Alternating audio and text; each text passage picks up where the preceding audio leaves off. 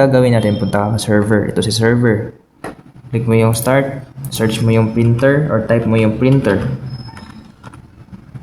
Ayan, printer. Type ko yung printer. Ayan, printers. Click ko yung printers. Add lang ako ng printer. Add local printer. Click ko yung next. For example, brother. At saka yung series niya, 1000, DCP 1000. Click ko yung next. Next. Next ko lang ulit. Next. At saka finish. Now, next na gagawin ko, close ko lang to. Punta lang muna tayo kung start. Administrative tools. Hanapin natin yung print management. Ayan.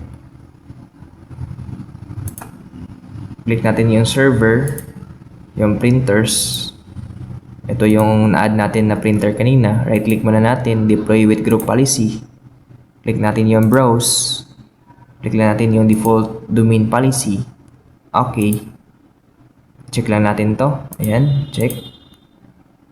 Okay. Add lang natin. Apply. And okay.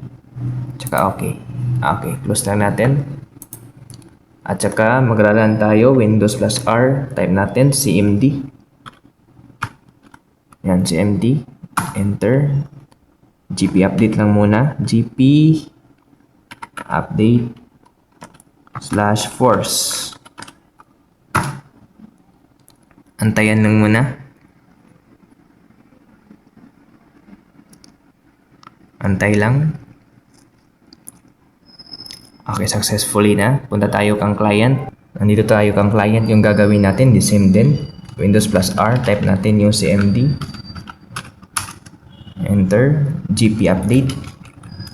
Type natin yung GPA update /force. /force. Hit enter. Antayin natin.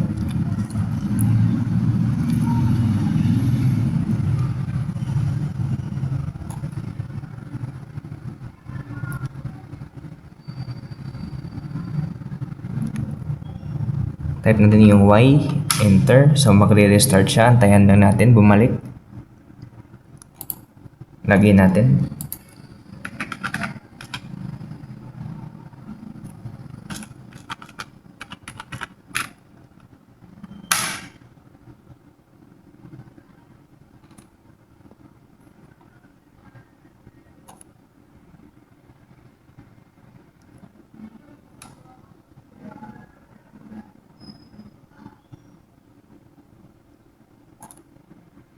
Ayan.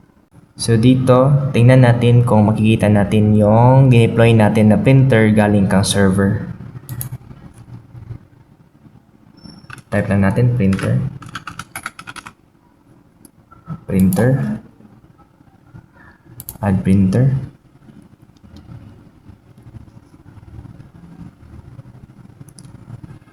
Try natin ito. Select. Select. Browse. Gamit yung network. Ayan, server. Ito yung dineploy natin kanina na printer. So, nakita ng ating client.